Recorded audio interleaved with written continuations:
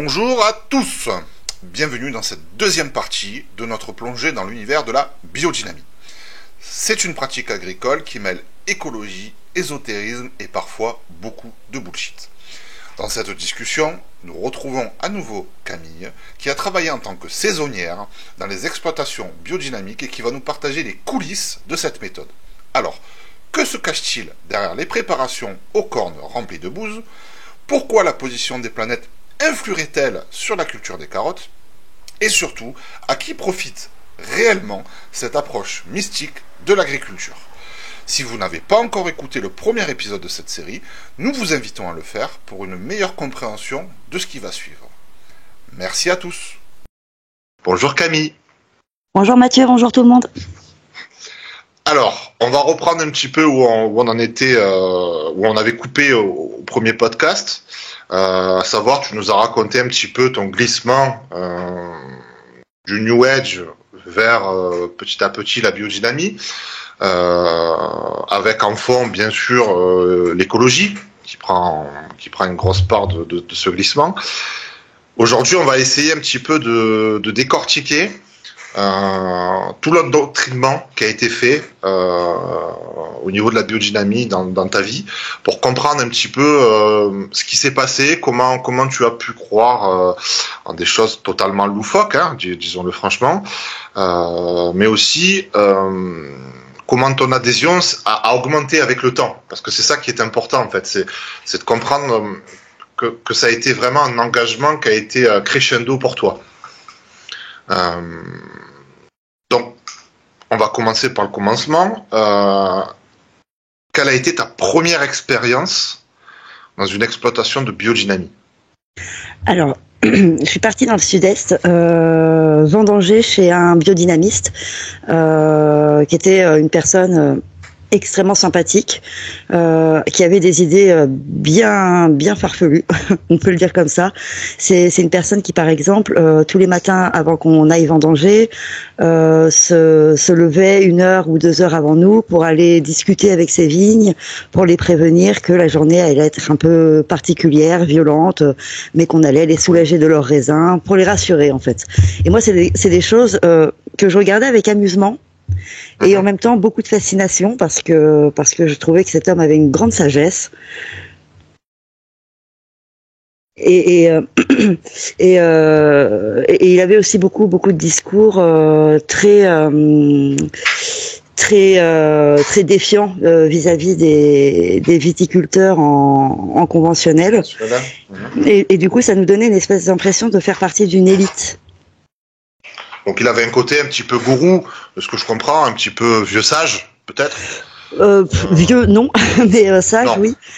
Jeune sage. Alors, gourou, mais je pense que c'était même pas volontaire de sa part, en fait. Il exerçait sur nous une espèce de fascination, mais parce qu'il était avant tout très sympa, très ouvert, très accueillant, et tout à fait convaincu de ce qu'il faisait et ce qu'il nous racontait aussi. C'est ça qui est important à dire. Donc le matin, il se réveillait, il allait parler à ses vignes. Est-ce que une seule fois, tu as vu les vignes répondre? Il faut toujours pas. Okay. Ce qu'il faut savoir, c'est que selon Steiner, donc le fondateur de la biodynamie, on est constitué de 3 corps. Toute créature vivante est constituée de 3 corps. Il y a le corps physique, le corps éthérique, qui est une espèce d'aura qui entoure les plantes, les animaux, les humains, et le corps astral qui se trouve quelque part dans le cosmos. Dans l'espace. Voilà. On imagine un peu dans l'espace. Ouais. Et du coup, quand un biodynamiste médite avec ses plantes, il s'adresse à son corps éthérique. Ok, donc son corps spirituel. Ouais, c'est ça. Ok. Et donc ce monsieur qu'on va appeler Georges. Voilà. Allez Georges. Donc ce Georges, qu'est-ce qu'il avait d'autre comme pratique? Parce que j'imagine que toi, tu as été à la base embauché pour couper les vignes, pour ce genre de choses, pour faire Ouais, voilà. La saisonnière, quoi. C'était uniquement de la vendange chez lui que j'ai faite. Parmi ses autres pratiques, par exemple, il nous expliquait qu'il s'arrangeait toujours pour planter des jeunes cèpes de vigne à côté de très très vieux cèpes de vigne. Comme ça, les plus vieux allaient assagir les petits jeunes cèpes un peu impétueux. Il y avait ce genre de truc. Et même en cave, par exemple, en fait, il faisait des mélanges de différents cépages. Et quand il faisait ces mélanges, il allait mettre une petite goutte d'abord d'un certain cépage dans l'autre pour prévenir chaque cuve qui allait avoir un mélange. Il fallait que tout le monde s'entende bien. Ah ouais. Il était quand même assez prenant dans cette pratique. Il était vraiment dans les intentions, quoi. Ah oui, c'est ça. C'était les intentions. Il prêtait vraiment une âme et une aura à ses vignes, et même au raisin, et même au jus du raisin, à tout. Ah, au jus du raisin aussi. D'un côté, voilà, ça montre aussi on va dire, son niveau d'implication dans la biodynamie. Donc toi, tu étais là pour les vendanges, donc tu voyais un petit peu son manège, si je peux me permettre. Est-ce que tu voyais l'arrière-boutique ou pas encore ?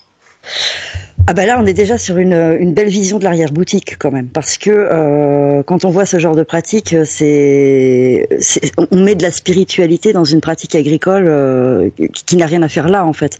Et c'est vraiment son métier passait par la spiritualité. On commence déjà à percevoir un truc assez particulier dans l'arrière-boutique. Mais moi, comme à cette époque-là, j'étais à fond de New Age et de spiritualité, etc., ça me parlait énormément. Oui, donc toi tu le vois faire, tu te dis bon, il y a une raison pour laquelle il fait ça. La mémoire de l'eau, l'homéopathie, met une goutte, ça dilue, etc. J'imagine que tu disais ce genre de choses.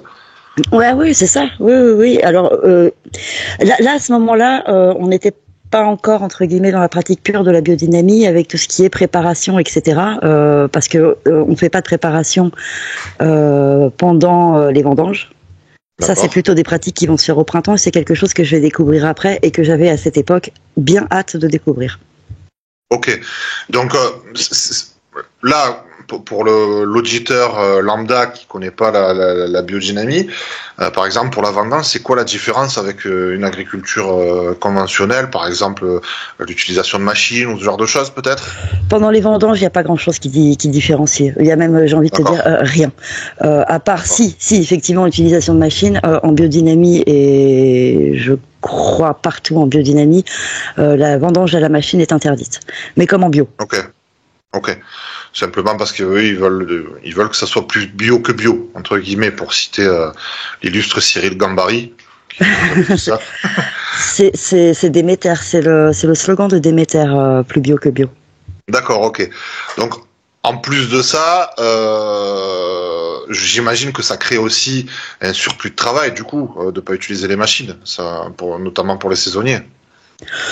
Pour nous, non, ça crée des emplois.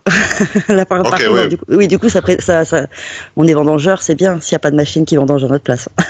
Et est-ce qu'il y avait des espèces de sécateurs biodynamisés ou avec de l'acier lunaire, de genre de choses ? Non, j'ai jamais vu ça. Ils n'ont pas poussé le vice assez loin. Oh, si ça se trouve, ça existe. Je vais pas affirmer que ça n'existe pas. C'est très possible que ça existe, mais j'en ai jamais vu. On cherchera. Donc, toi, tu as pu un peu voir du coup les différences entre tes premiers boulots de saisonnière et ce boulot dans la biodynamie. C'est vrai que pour toi, qu'est-ce que tu as observé vraiment comme différence notable et pourquoi, d'après toi, il y avait cette espèce de défiance vis-à-vis de l'agriculture en général ? Alors, ça va vraiment être une réponse en deux temps. Qu'est-ce que j'ai pu observer de complètement différent ? Alors là, ça se passe au printemps et ça va être le travail en fonction des astres, beaucoup. Et les fameuses préparations. C'est maintenant que je vais en dire plus, je pense, là-dessus. Donc le travail en fonction des astres, il existe un calendrier en biodynamie qui a été fondé par Maria Thun, qui était une disciple de Rudolf Steiner, donc le papa de l'anthroposophie. Et ce calendrier, en fait, explique que selon les phases astrales, on va faire tel ou tel type de travaux. Par exemple, quand Mars entre en Vénus, il va plutôt falloir s'occuper des feuilles parce qu'on est en jour feuille. Donc on fera plutôt de l'ébourgeonnage, ce genre de choses. Voilà, grosso modo. Du coup, les jours racines, par exemple, on va plutôt mettre des fumiers, ce genre de choses, des engrais. Voilà, il y a les jours feuilles, les jours fruits, les jours racines. Il y a les nœuds lunaires pendant lesquels il est absolument interdit de toucher au végétal. C'est le moment où la Lune est alignée avec l'équateur. Alors, soi-disant, il faut pas du tout toucher au végétal. Et j'ai vu des travaux carrément s'arrêter, même en vendange. Malgré le risque de du pourrissement du raisin ou quoi au caisse parce que c'était une lunaire. D'accord, donc ça, il pousse le vice assez loin pour. Et j'imagine que tous les ans ce calendrier change en plus. Tous les ans le calendrier change, oui. D'accord. Donc tous les ans ils te le font racheter. Tous les ans, il faut racheter. Alors, Maria Thune est morte, mais il y a plusieurs personnes qui ont repris le bébé. Michel Gros, par exemple. D'accord, donc je vais me permettre un petit jeu de mots. Maria Thune est morte, mais elle continue à faire de la thune quand même. C'est ça. Les héritiers sont contents, je pense. c'est malin, hein, c'est malin. Donc, entre guillemets, voilà, pour toi, c'est surtout ça qui change par rapport à l'agriculture conventionnelle. Donc, entre autres, ce respect presque absolu du calendrier de Maria Thune. Astral et les préparations. En fait, il y a les 3 piliers de la biodynamie. Donc, le calendrier astral, les préparations et l'autosuffisance de la ferme. Chose qui n'est jamais faite, en tout cas chez les vignerons. En fait, le seul pilier qui pourrait être à peu près logique et rationnel dans la biodynamie, c'est le sol qui est mis de côté. D'accord. Ok. Parce que l'autosuffisance, ça veut dire quoi? Ça veut dire qu'il faut qu'une ferme avec des poules, de l'élevage, etc. Oui, c'est ça, de l'élevage pour pouvoir ensemencer les cultures elles-mêmes qui vont nourrir les vaches, etc. Enfin, un cycle dans la ferme, quoi. D'accord. Et ça, la plupart, ils le font pas. Hein, en tout cas, pas les vignerons, ils peuvent pas, ils sont en monoculture de vigne. Hein. Donc, oui. Donc, c'est de la biodynamie qui respecte les préceptes de la biodynamie, mais pas trop. C'est ça, et les seuls préceptes qui respectent, c'est ceux qui sont complètement claqués au sol et qui n'ont aucune validation scientifique. D'accord, forcément. Donc, voilà, la grosse différence, c'est là. Alors, tu nous parlais tout à l'heure des préparations. Alors, c'est vrai que moi, je connais la biodynamie par rapport à ses excentricités, notamment les cornes de vache enterrées dans le sol avec de la bouse. Alors, déjà, on va un petit peu préciser. Une des notions, tu peux peut-être l'expliquer, de la biodynamie, c'est d'enterrer des cornes de vache avec de la bouse, c'est ça? Oui, alors il y a les cornes de vache, ça va être soit avec de la bouse, soit avec de la silice, mais de toute manière, les deux préparations sont obligatoires. Donc, les cornes de vache, elles vont être enterrées en début d'hiver.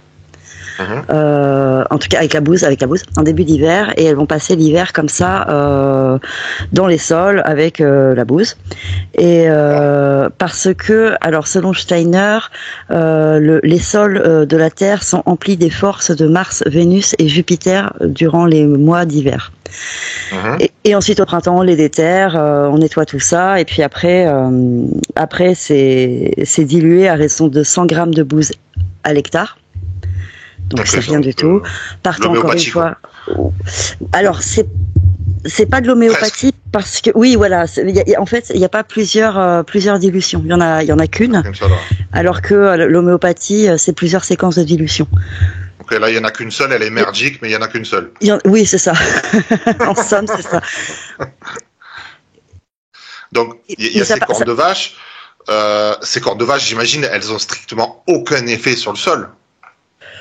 Elles pourrait si elles étaient utilisées à vraie dose en fait, parce que mais là pour le coup non, pas du tout, parce que encore une fois c'est 100 grammes de bouse extraite de la corne. Il y a même plus la corne en fait, hein, quand on met la bouse dans l'eau, il y a même plus la corne et voilà, c'est les doses infimes qui sont très déconnantes. Il faut savoir que tout ça part de la théorie de la mémoire de l'eau, théorie qui a été réfutée depuis très longtemps par la science. Très très longtemps, parce que très longtemps. Après, à l'époque de Steiner, c'était pas le cas, mais c'est vrai qu'on se pose la question, parce qu'au final, c'est des doses quasiment homéopathiques qui sont mises sur les champs. J'ai vu certaines études qui montraient très peu de changements dans les sols, voire pas du tout en fait. Pas du tout. Il y en a pas. Non, pas du tout. Et alors, il y a bien des études qui ont été faites qui montrent un certain changement dans les sols, mais c'est très très très probablement parce qu'en biodynamie, il y a beaucoup moins de sulfate de cuivre employé qu'en bio. D'accord. Beaucoup moins. C'est la bouillie bordelaise, ça, c'est ça ? Ouais, c'est ça. Ok. Donc effectivement, ça c'est une des pratiques c'est une des plus connues. Hein. C'est vrai que c'est un peu comme ça qu'on connaît la biodynamie. Parce que c'est central. C'est vraiment très très important. C'est ce qui est le plus important en biodynamie. En plus, j'imagine qu'il y a des entreprises qui doivent se faire du pognon sur ces cornes de vache. Que oui, j'ai travaillé pour l'une d'entre elles. D'accord. Parce que bon, il faut les avoir ces cornes de vache, et j'imagine que tu peux pas prendre les cornes de vache de l'agriculteur conventionnel. Ah non, il faut qu'elles soient bio, voire biodynamiques. D'accord, les vaches biodynamiques. Ouais. Et ça se passe comment une vache biodynamique ? Elle est nourrie avec des foins et de la nourriture biodynamique. D'accord. Tout simplement. Donc on a ces fameuses cornes de vache. À côté, on a aussi les fameuses préparations biodynamiques. Moi, j'ai entendu parler de la 500, 501, c'est ça ? Alors 500, c'est la bouse de corne, 501, c'est la silice de corne. Ensuite, tu as la 505, où c'est des crânes. Alors, on dit crânes d'animaux domestiques, mais bien souvent, ils utilisent des crânes de chevaux, remplis avec de l'écorce de chêne. Et il y a aussi la 507, alors celle-ci elle est quand même bien particulière, c'est des vessies de serre remplies d'achillées millefeuille. Ensuite on utilise l'achillée millefeuille, pareil, dilué plus, qu'on met sur le compost. Alors, un vigneron dira que ça enrichit le compost. Steiner disait que ça attirait les gnomes. Les gnomes ? Les gnomes, ouais. Oui, parce que selon Steiner, il y a tout un bestiaire. Donc c'est les êtres élémentaires. Donc il y a les sylphes, les ondines, les gnomes, les salamandres. Voilà, j'en oubliais une. Les salamandres de feu. Ouais, les salamandres de feu. Bah oui, c'est les 4 éléments. Hein. Et du coup, c'est des créatures qui nous entourent et avec lesquelles il faut jongler pour pouvoir faire une agriculture plus bio que bio. Plus, moi, c'est ce qui me fait rire, hein. Les nains hurleurs sur la Lune. Oui. Moi, vraiment, ça me fait rire, ça. Les nains hurleurs sur la Lune. Ouais. Alors ça, c'est pas dans le cours aux agriculteurs de Steiner, c'est un truc dont j'ai entendu parler vraiment en sortant de la biodynamie. J'ai trouvé ça hallucinant. Ah ouais, il faut le faire quand même. Surtout qu'à l'époque, la Lune, on connaissait pas trop quand même, on la voyait de loin, quoi. Mais grosso modo, voilà, alors ces préparations, explique-nous un petit peu comment elles se font, comment on les disperse, c'est important. Alors là, on est toujours sur ta première exploitation, donc est-ce que déjà sur ta première exploitation où tu te trouvais, tu voyais ces préparations, tu les voyais en visuel, tu les voyais dispersées? Non, du coup non. Non, parce que c'était pendant les vendanges. Et encore une fois, je te disais tout à l'heure, il y a pas de préparation pendant les vendanges. Tout se fait au printemps. Tout se fait au printemps. Là, t'avais pas encore, tu savais pas encore que ça existait, grosso modo. Si, je savais que ça existait, ouais. J'avais envie d'assister à tout ça, mais étant en vendange, je ne pouvais pas. Mais l'année qui a suivi, j'ai travaillé au printemps chez un autre biodynamiste. D'accord. Donc là, t'étais chez Georges, et là, tu pars chez Jean-Marc. Voilà, Jean-Marc, on va l'appeler comme ça, ouais, c'est très bien. Alors, Jean-Marc était encore plus perché que Georges. D'accord. Lui, il prétendait, par exemple, qu'en buvant son vin, on pouvait rentrer en communication avec des archanges. Ok, alors, il en a bu beaucoup, je pense, du vin. Ouais, il aime bien, ouais. Alors, entre un qui parlait à son raisin et l'autre qui parlait aux archanges dans sa tête, c'est assez beau. Donc, Jean-Marc était plus perché. Ouais, encore plus. Il dérangeait même beaucoup de biodynamistes parce qu'il ouvrait un peu trop sa bouche sur ses croyances. C'est-à-dire qu'en biodynamie, il y a vraiment une dissimulation qui est observée, qui était même demandée par le gourou lui-même, Steiner, à savoir que il faut pas donner la totalité des croyances les plus perchées en biodynamie parce que ça peut pas être bien reçu du grand public.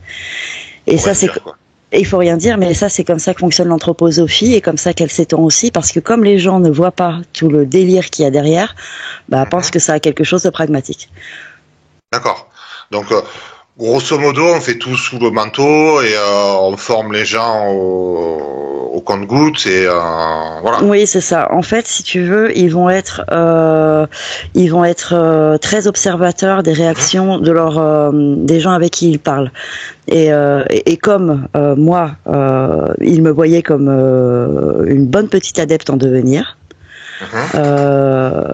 Qui ne remettait pas en question ce qu'il racontait, il a ouvert les vannes.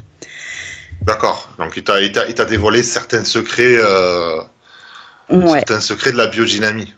Il m'a dévoilé certains secrets de la biodynamie, même s'il gardait quand même une forme de prudence, parce qu'il y a des moments où vraiment je le regardais, il voyait bien que ce qu'il me racontait, je trouvais ça un petit peu trop délirant. Quand il m'a raconté par exemple que les vaches c'était des antennes vers les astres. Les vaches c'était des antennes, les cornes des vaches ou les vaches ? Les cornes, pardon, les cornes. Ouais. Les cornes des vaches étaient des antennes vers les astres. Bon, il a bien vu que je me foutais un peu de lui et du coup il a eu du recul par rapport à ça et il m'a dit c'est certains biodynamistes qui disent ça, mais moi je le pense pas. D'accord. Tout en omettant le fait que c'est des propos de Steiner, ça. Ok. Il y croyait pas, mais quand même un peu. Voilà, il n'était pas complètement convaincu, mais. Si, il y croyait, mais quand il voyait que j'avais des doutes concernant ce qu'il me disait, il préférait. Voilà, c'est ça.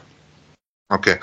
Et donc Jean-Marc, donc toi, tu étais une saisonnière au sein de son exploitation. Tu faisais la même chose ou cette fois tu faisais quelque chose de différent ? Alors non, c'était les travaux de printemps, donc c'est différent, mais bon, voilà, c'est les soins aux vignes du printemps. Mais là, par contre, j'ai vu les dynamisations.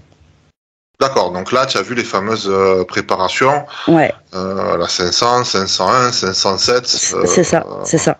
Ok. Et donc. Parle-nous un petit peu. Alors, est-ce que tu as vu comment c'était fait, comment c'était dispersé, comment c'était préparé, voilà. Alors comment c'est préparé ? Oui, en fait, en gros, les vignerons en biodynamie ont nécessairement un dynamiseur. C'est une cuve qui peut aller de 100 litres à 300 litres, voire plus. C'est souvent 100 litres ou 500. Ou 300, pardon.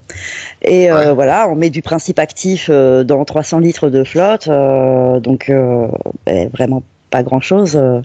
Donc la silice c'est 4 grammes pour 100 litres. Et 100 litres qui vont être répartis sur un hectare entier, autant te dire que c'est rien du tout.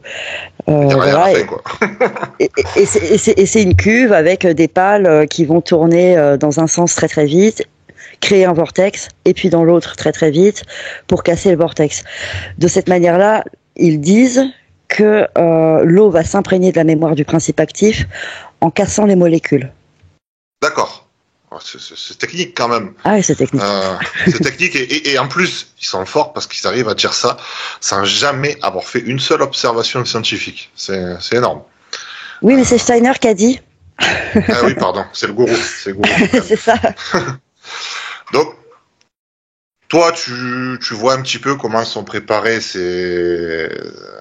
comment sont faites ces préparations. Ouais. C'est quoi qui t'a un petit peu surpris là dans les ingrédients. Par exemple, je vais rappeler, il y a pas longtemps, il y a eu cette fameuse vidéo de G1000 avec le béton biodynamique, avec notamment, si je me rappelle bien, des pattes d'un oiseau. Du fémur de G des chênes. Ouais, voilà, du fémur, du G des chênes. Mais je te dis, mais où est-ce qu'ils vont me pécho ça? Ah oui, mais alors d'ailleurs, c'est pas mal de rappeler quand même que les cuves, les cuves de dynamiseur, lorsqu'elles sont en béton, c'est du béton biodynamique. D'accord, en plus. Ouais. Donc en plus, ils s'auto-arnaquent entre eux. C'est incroyable. Ah ben évidemment. Donc, dans ces préparations, qu'est-ce que tu as pu constater d'un petit peu what the fuck parce que du coup, tu as vu un petit peu comment c'était fait. Oui, bah j'ai vu. Bah, ce que je trouvais un peu étrange, c'était les doses. Ouais. Après, bon, moi, la bouse maturée dans les sols tout l'hiver, ça me paraissait pas déconnant à l'époque. Ouais, tu t'as dit c'est possible. Ouais, voilà. La silice, il disait que elle avait un effet miroir sur les feuilles. Et comme ça, du coup, elle prenait plus d'UV. Et comme ça poussait mieux.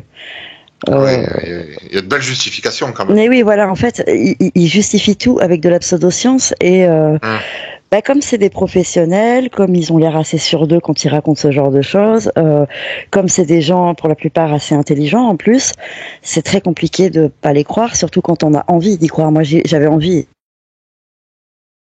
Oui, et puis en plus, quand on te vend des mots dans un jargon pseudo-scientifique, si toi t'as pas de base scientifique pour évaluer ça, forcément tu te fais avoir. C'est ça. Et ouais, c'est ce qui est arrivé. Ah, on te parle du V, on te parle des sols. Moi, j'entends beaucoup dire la richesse des sols. Ouais, ok, mais la richesse des sols, c'est quelque chose qui se mesure. Mais eux, c'est un petit peu au pifomètre, en fait. Ah bah alors, écoute, pifomètre, c'est très très bon comme mot, parce que le fameux Jean-Marc, là, m'avait appris à distinguer un sol mort d'un sol vivant à l'odeur. Ah, alors comment on fait? Bah, on prélève un peu de terre, on la sent, on ferme les yeux, on essaye de voir si ça sent plutôt l'humus, plutôt le pourri, plutôt la vie ou la mort. C'était un enseignement qui m'avait vachement plu. Hein. Ah, bah tu m'étonnes. Si ça pue, c'est pas bon. Si ça pue, bah c'est bon. Mais oui, c'est ça, ça dépend comment ça pue. Voilà, il y a la bonne terre et la mauvaise terre. La bonne terre, elle pue et c'est pas bon. La bonne terre, elle pue aussi, mais c'est bon. Voilà, exactement. C'est à peu près ce que j'ai appris. Oh, j'ai appris plein de trucs en biodynamie. Ah ouais, dommage qu'il n'y a plus rien qui te serve. Donc, moi j'ai une question quand même. J'imagine que tu n'étais pas seul sur ces exploitations. Non. Il y avait d'autres saisonniers. Ouais. Comment eux réagissaient à ça? Alors, je pense que c'est important de l'évoquer. Ça dépendait desquels. Alors ceux qui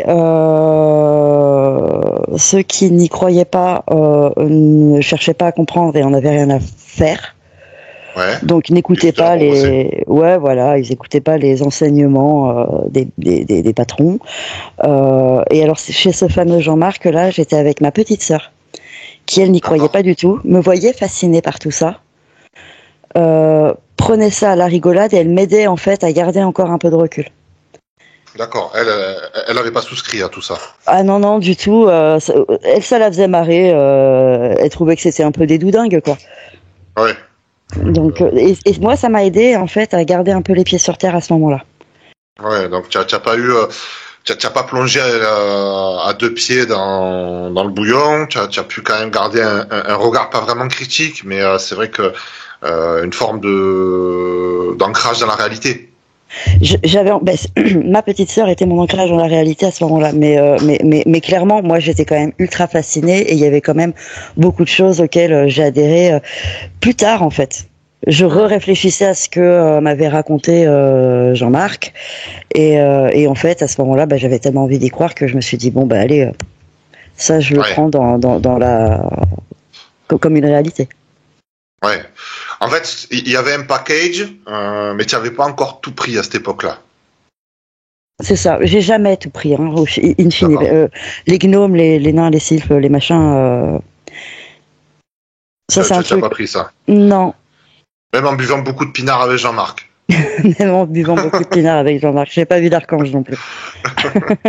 Il paraît qu'avec la dose suffisante de pinard, on peut en voir. Mais bon, il faudrait vérifier. En tout cas, je le ferai pas. Il faudrait demander à Jean-Marc.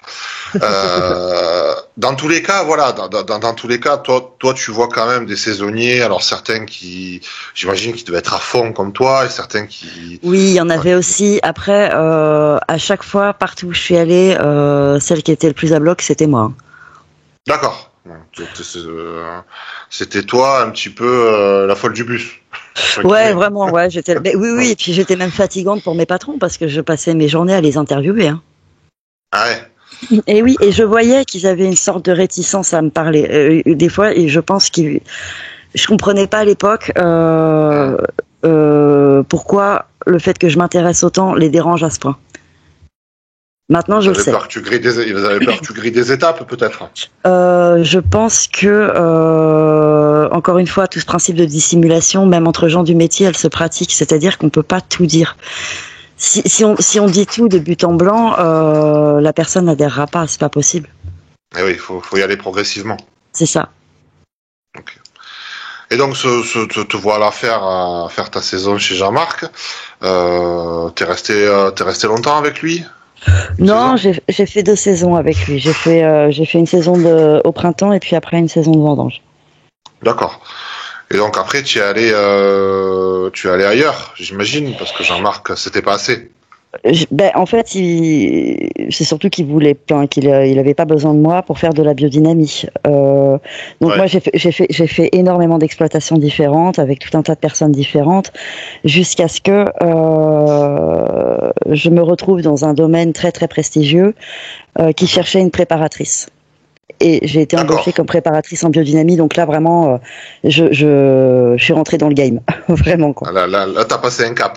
Ouais, ah oui. T'as passé un cap, te voilà devenir préparatrice. Alors, moi, j'ai entendu parler de certaines choses dans la biodynamie, notamment les vessies de serre, par exemple, ouais. Ou les âmes groupes. Alors les âmes groupes, c'est important d'en parler. Ça, c'est une chose que j'ai faite. Okay. Donc, en gros, Steiner, donc les biodynamistes par extension, considèrent que chaque animal vivant sur Terre est une partie de l'âme groupe d'une créature géante en fait. Voilà, par exemple, c'est l'exemple qui est souvent donné. Le chat n'est qu'une infime partie de la griffe de l'âme groupe du chat. Voilà. Et partant de ce principe-là, quand on a des nuisibles, que ce soit des mulots chez les céréaliers ou dans la vigne, ça va être des sangliers, des cochenilles, ce genre de trucs. On va prendre une partie de la bestiole. Donc pour les sangliers, ça va être la peau, les poils.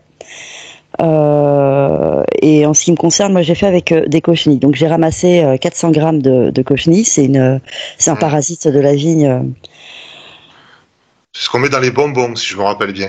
C'est pas la même espèce. C'est pas la même. Ah pardon. Non. Je suis nul en insectes, moi. Non, mais alors oui, mais c'est pas les mêmes cochenilles que tu trouves dans les vignes que celles que tu trouves dans tes bonbons. Oui, et donc j'en ai ramassé 400 grammes. Je les ai réduits en cendres. J'en ai fait ce qu'on appelle un poivre. Je l'ai dilué 8 fois. Donc là, c'était vraiment de l'homéopathie. Et pourquoi pas 7? Ah bon, alors ça, il faudrait demander à un biodynamiste. 8. C'est comme ça s'appelle une D8, c'est comme ça, c'est 8. D'accord. J'ai dilué 8. Non, il doit y avoir une raison, mais alors là, très honnêtement, j'ai dilué 8 fois, et puis je l'ai répandu dans les vignes. Je pensais à l'époque que ça agissait comme une sorte de vaccin, ce qui est déjà bien perché, mais j'ignorais que c'était cette histoire d'âme groupe qui se cachait derrière. D'accord. Donc là, tu étais dans l'exploitation, on va l'appeler Jean Eudes, voilà, celui-là. Oui, on va faire de plus en plus pourri au niveau des prénoms. Donc là, tu étais chez Jean Eudes. Donc Jean Eudes, lui, il est au level d'au-dessus, si je comprends bien. Alors, c'est plus compliqué que ça. C'est-à-dire qu'en fait, moi, j'étais dans une antenne d'une maison extrêmement prestigieuse et j'ai jamais rencontré mes vrais patrons, parce que mes vrais patrons, si tu veux, c'est des actionnaires. Hein. On n'est plus sur du petit vigneron là. C'est vraiment une très très grosse boîte. Et le chef de culture, Jean Eudes, m'avait embauché pour être préparatrice sur cette antenne de ce très gros domaine.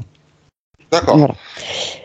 Et Jean-Eudes, lui, il n'était pas très client de la biodynamie, mais il était obligé de la pratiquer parce que ses actionnaires lui demandaient de le faire.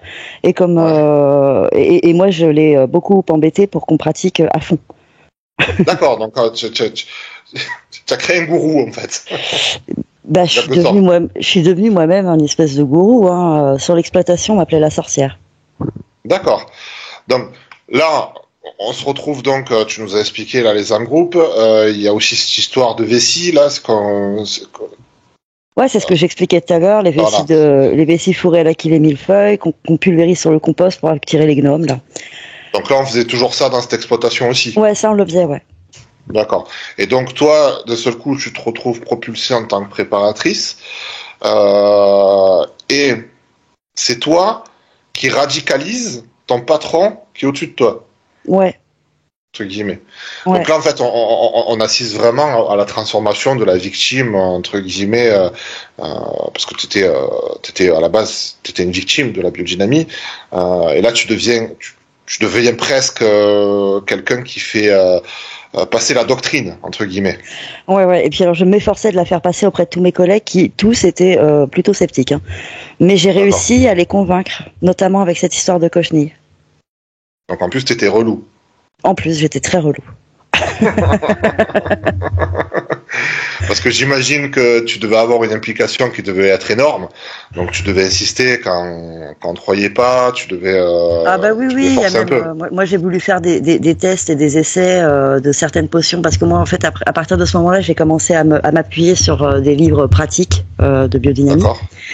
Et je regardais un peu toutes les potions qui existaient et mon chef de culture ne voulait absolument pas essayer parce qu'il savait que ça servait à rien.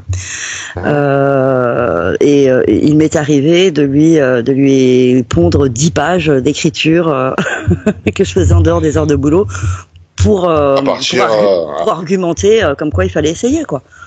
À partir d'écrits que tu chopais à droite et à gauche, les vieux Steiner, j'imagine. Ouais, c'est ça. Et puis en argumentant à fond pour qu'on teste ceci, cela, des trucs qui servaient strictement à rien. Et donc, pareil, une question que je me pose, que pensait ta famille à ce moment-là, tes amis, qu'est-ce qu'eux, ils pensaient de tout ça? Oh ben mes amis, de toute façon, là, à compter de ce moment-là, j'étais que avec des gens qui étaient complètement croyants. D'accord, donc avec des bio-islamistes. Ouais, voilà. Et ma famille ne se rendait absolument pas compte de ce que je faisais parce que c'était une agriculture sympa. Ouais, c'est ça. C'était une agriculture sympa. De temps en temps, ma mère, elle trouvait que je disais des trucs un peu bizarres, mais ça l'inquiétait pas plus que ça. Parce que elle avait comme tout le monde l'image de la communauté fermée. Pour elle, une secte, c'est une communauté fermée avec une doctrine bien particulière. Voilà, c'est ça. De la montagne avec une toche blanche. Ouais, c'est ça. L'image un peu qu'on a encore aujourd'hui, qui est complètement biaisée, parce que maintenant on peut être adepte d'une dérive sectaire en étant d'une certaine manière totalement autonome.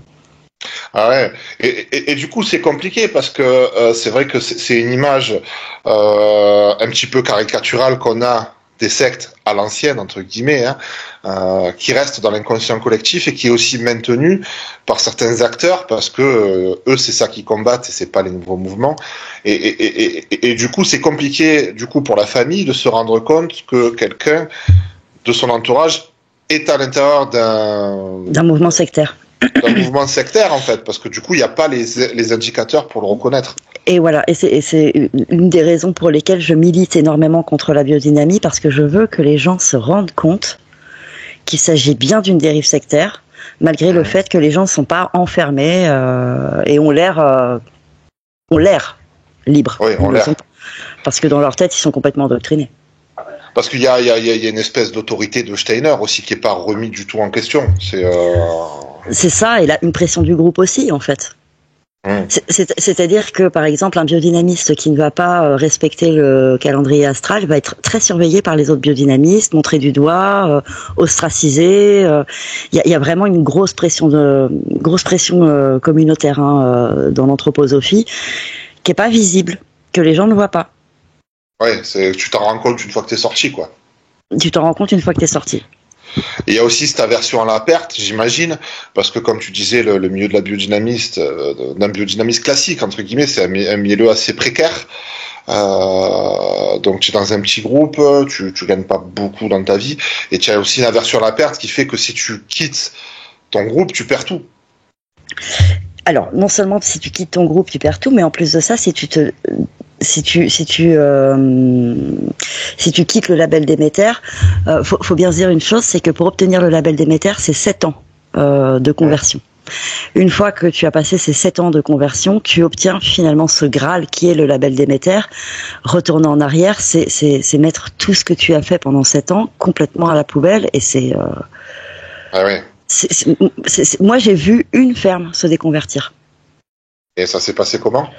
Alors, moi, je travaillais pas pour cette ferme. Je travaillais pas pour cette ferme en question. Je travaillais pour d'autres biodynamistes qui passaient leur temps à pester contre cette ferme en se demandant pourquoi est-ce que ils retournaient vers le mal, vers le monde du mal, quoi. Ouais. Ouais, donc c'est compliqué de faire marche arrière une fois qu'on est dedans en plus, parce que j'imagine il y a en plus des investissements qui sont faits, le dynamiseur, etc. C'est des choses qui sont chères. Oui, et puis tout le temps qu'on a perdu, on n'a pas envie de se dire qu'on l'a perdu, parce qu'il faut voir un truc, c'est que c'est ultra chronophage de faire de la biodynamie. C'est-à-dire ultra chronophage. Bah écoute, juste pour t'illustrer, c'est que moi quand j'étais préparatrice, ça me prenait 8 heures par jour. Ah oui. 8 heures à faire des préparations. Alors aller récolter des plantes, à faire des préparations, à conditionner les plantes. Il y a tout un boulot. Il y a toute une. Par exemple, je récoltais du saule. Il fallait qu'il soit finement coupé d'une manière très particulière. Ça pouvait me prendre une journée entière. Ouais. Et tu n'avais pas dans les préparations des ingrédients qui arrivaient déjà tout faits ? Si. Okay. Si, par exemple les vessies de serre, là où je travaillais, ils les faisaient pas eux-mêmes. Et alors c'est très rare d'ailleurs des vignerons qui le font eux-mêmes. Ils les achètent tout prêt. C'est compliqué parce qu'il faut être chasseur là. Il faut s'adresser à des chasseurs. D'accord. Donc tu veux dire par là que certains chasseurs revendent directement à des entreprises qui... Ok. Donc il y a vraiment un business parallèle en plus. Oui. Et petite parenthèse pour les véganes, la biodynamie en soi n'est pas végane. Alors pourquoi ? Alors, moi je comprends un petit peu, mais explique un petit peu à nos auditeurs véganes. Parce que dans le processus de préparation, on fait marcher l'exploitation animale. Voilà, il y a des animaux, tout simplement. Puis ne serait-ce que tu disais tout à l'heure les coqs chenilles, ce genre de choses, brûler des mulots, c'est pas vegan. Ah non, non, c'est même assez cruel. Enfin voilà, les cochenilles, ça reste des cochenilles, mais c'est quelque chose qu'aujourd'hui je regrette d'avoir fait. Peut-être que tu iras dans l'enfer des coqs chenilles. Je me ferai manger par l'âme groupe de la cochenille. Ça peut être un très mauvais cauchemar par contre. Donc là, tu es dans ton exploitation avec Jean-Eudes. Tu te situes au niveau de ton engagement? Tu es au max ou pas encore? Je suis au max. J'ai pas encore fait le truc le plus perché de ma vie, mais je suis au max. L'engagement va se faire de moi-même en fait, à travers ma pratique. C'est-à-dire que ce soit en ramassant mes plantes, que ce soit en les préparant ou que ce soit en faisant des dynamisations, parce que je faisais aussi des dynamisations à la main, donc sans la machine. C'était mon petit bras qui créait les vortex. Je faisais tout ça en méditant. Et en méditant, je me figurais le parcours de l'eau avant d'arriver dans mon chaudron. Donc dans les nuages, dans la terre, dans les rivières, dans la mer, etc. Voilà, tout le cycle de l'eau, quoi. Vraiment l'intention, toujours. L'intention la pensée influe la matière, etc. Exactement ça. Et du coup, moi, ça me mettait dans un état de bien-être absolument incroyable. C'était vraiment. Je sortais d'une journée de dynamisation.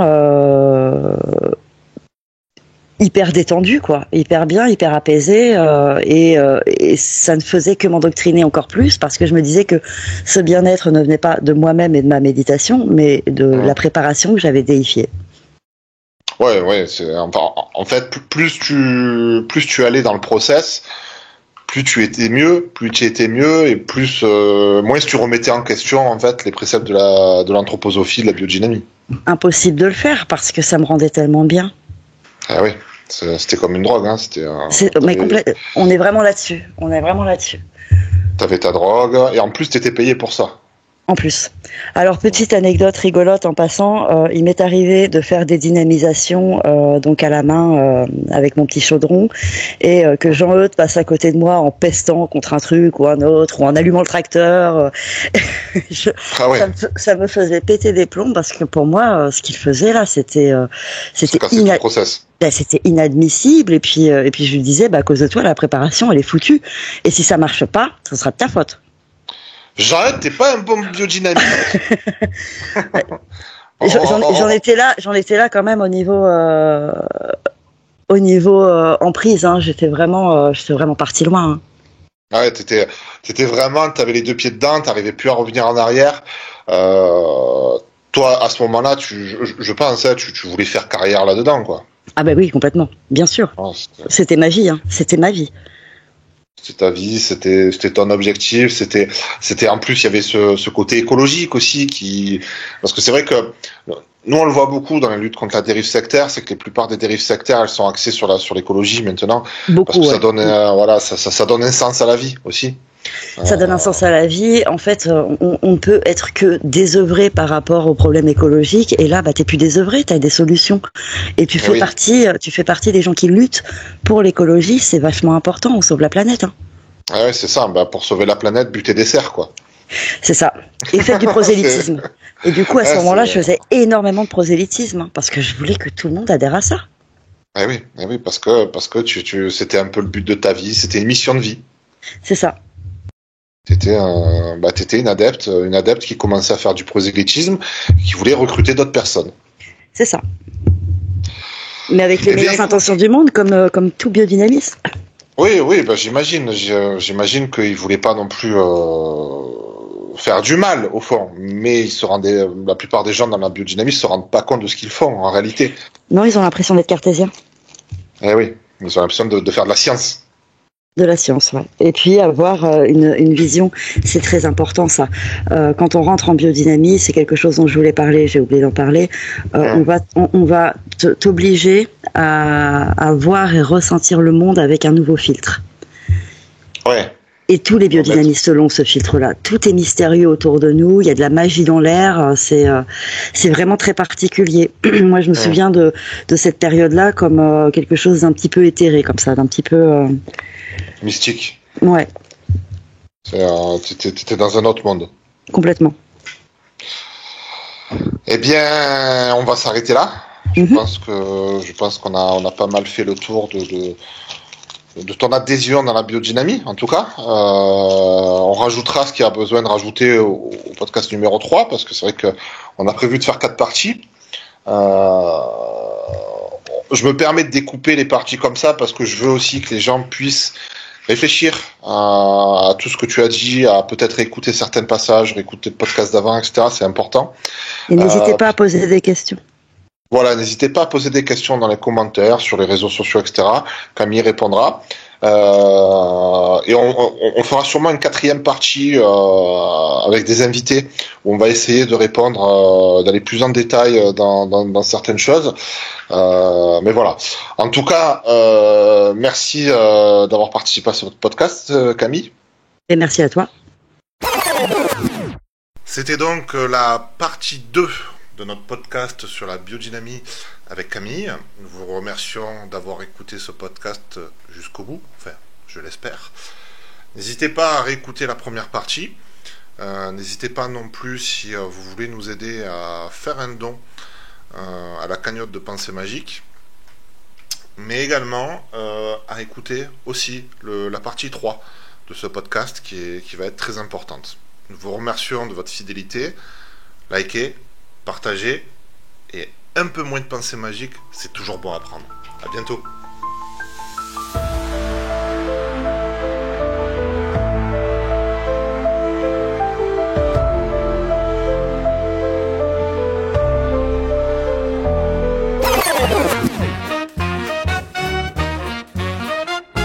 Le saviez-vous?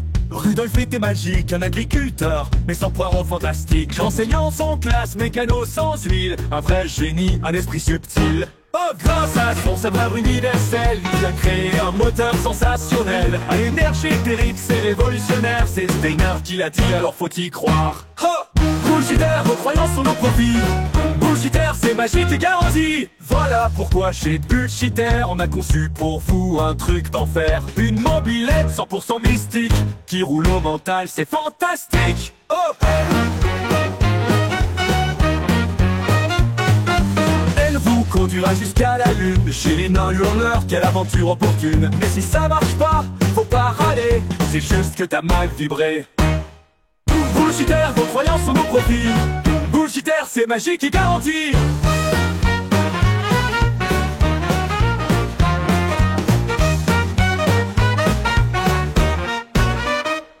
Elle vous conduira jusqu'à la lune. Chez les nains hurleurs, quelle aventure opportune. Mais si ça marche pas, faut pas râler, c'est juste que t'as mal vibré. Bullshitter, vos croyances sont nos profits. Bullshitter, c'est magique et garanti.